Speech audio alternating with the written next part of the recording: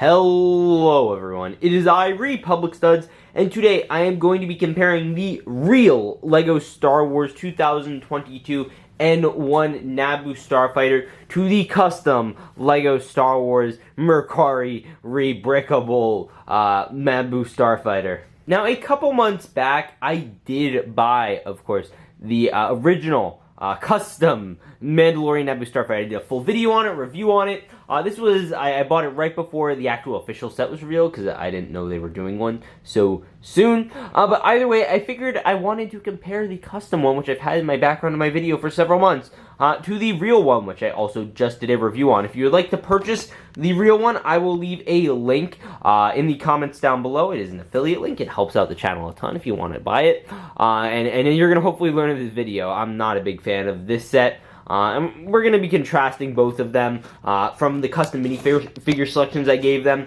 to the actual builds themselves and determining which overall is the better set. And we have a full ranking system I like to fill out. So with that said, hit that subscribe button and we're going to get right on into it. Now we're going to start off with our minifigures.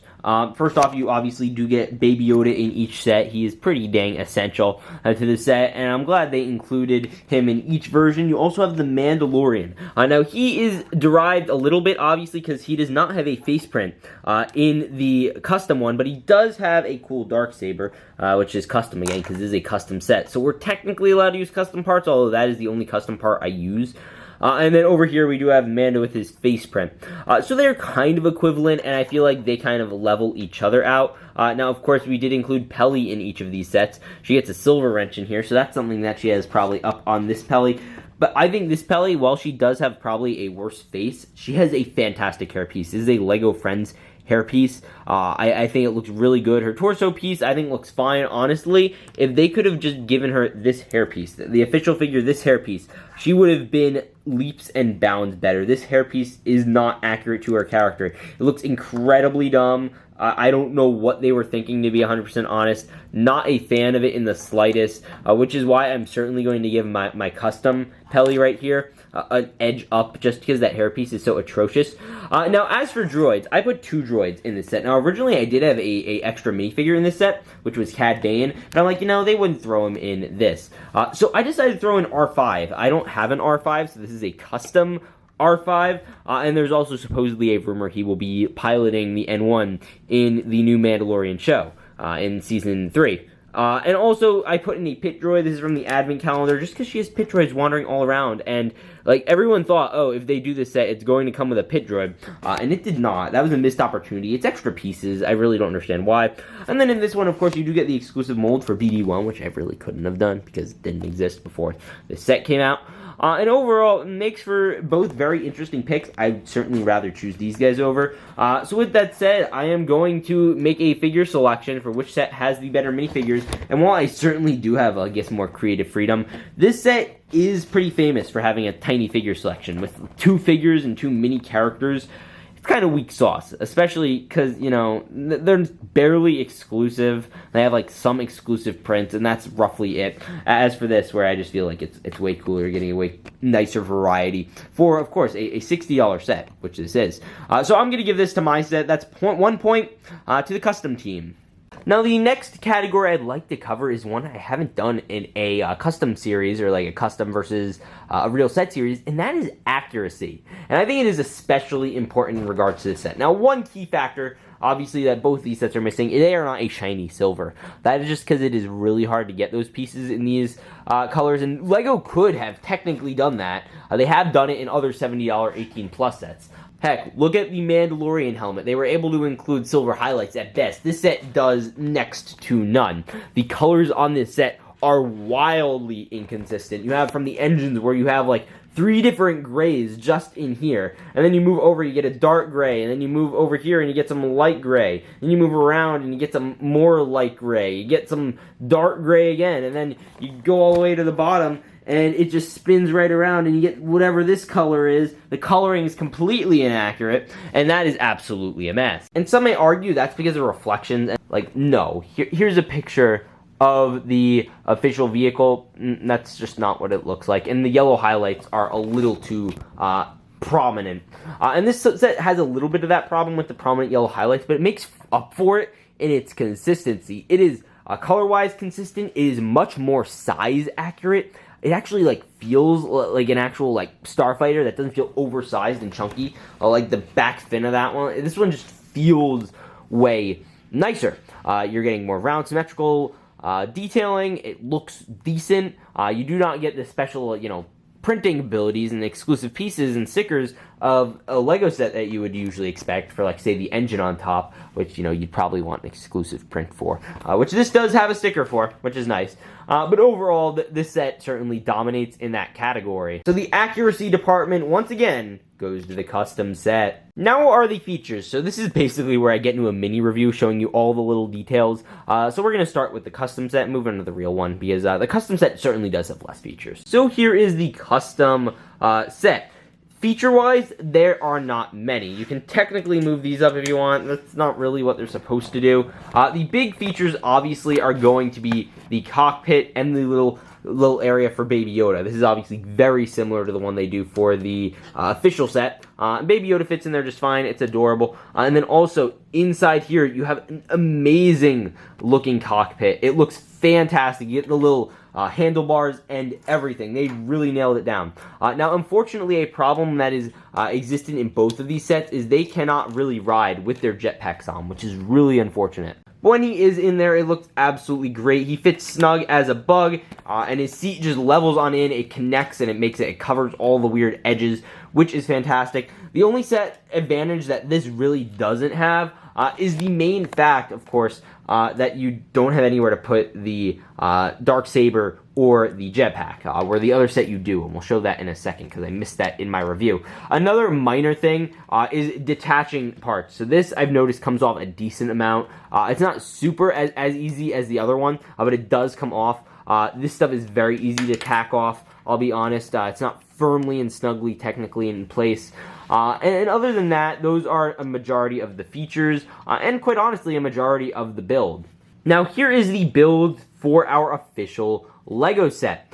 First off, the big feature of this set is the following. So there is, of course, a flick fire missile, as you can see there. And what you could do is you could press down on this piece, and it fires said flick fire missile. Now, the problem here is it is very short-tempered. So if you ever want to go to readjust it, say I want to readjust it to fire again, I'll just do this, and the lightest tap will actually fire it off, which is why I'm skeptical to even touch it.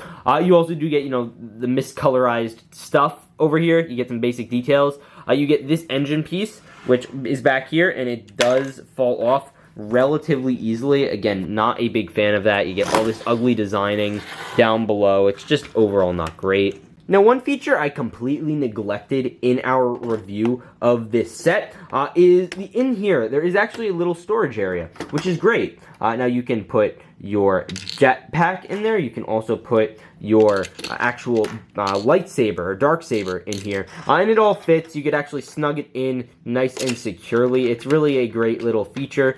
And I'm really happy they actually have that in there. And they also nailed the seating arrangements in regards to this stuff. You do have a little sticker here of a piece, that thing right here. You see that? The problem with this is it falls out like uber easily. Nothing like the other set. You do get, again, it's a nice looking sticker. It looks good, actually. I go as far as saying that. But beyond that, it is absolutely terrible in terms of staying on there. You can, of course, stick Mando in without the jetpack. Again, that is a consistent problem that both the sets have had.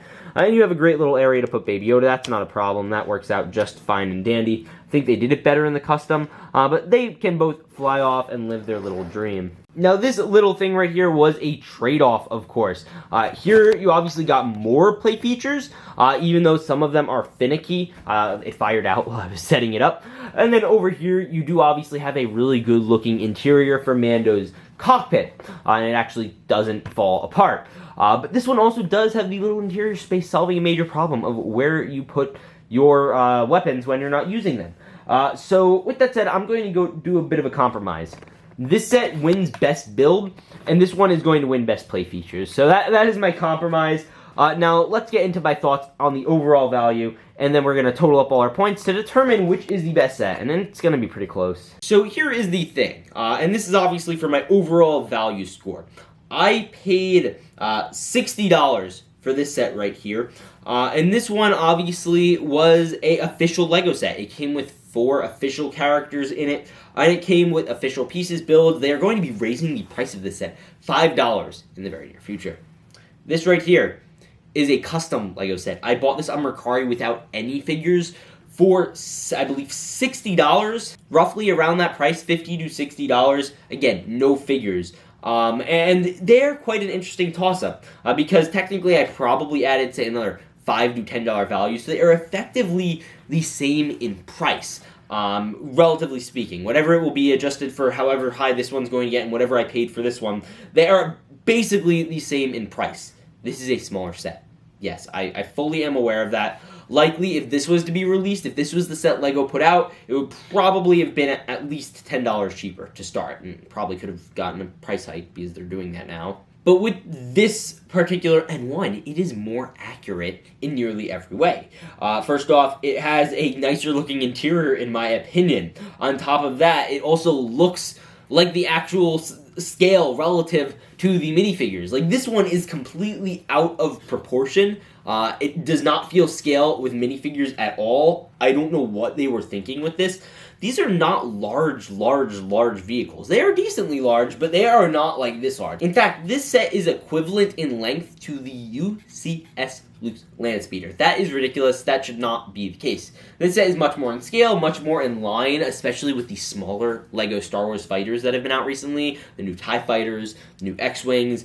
I have zero clue what they were thinking when designing this. Now, this thing went through what is also known as kind of a production hell, where basically they got concept art and they were like, we have to put this thing out ASAP. We got pictures of it like a week after it showed up in The Mandalorian. And that is because they had very little time to prepare this set.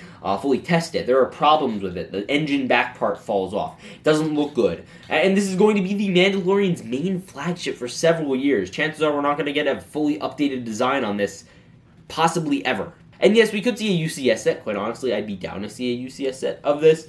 But with that being said, this is superior playset in every way, especially if you're considering the prices effectively the same. The only advantage this set has at all is BD droid right here, which is going to effectively go away the second the BD1 set comes out. So with that said, I'm going to give my final point over to the overall value section, to the custom set, and we are going to add it up, and it is 4 for the custom on 1 for the real set, which was kind of a trade-off because it was like they had like 1 extra feature, even though the features were all kind of lousy. So either way, with that said, I hope you enjoy my assessment of this set. If you're interested again in buying this one, I will leave a link down below. And yeah, so this one obviously is hard to get, so try finding it on Rebrickable. I've heard that's where it's from. I just bought the pieces. I just bought straight off of Mercari. I don't know how to get it, but I bought it on Mercari. Either way, with that said, I'll see you all in the next one. Remember to peace out and stay awesome.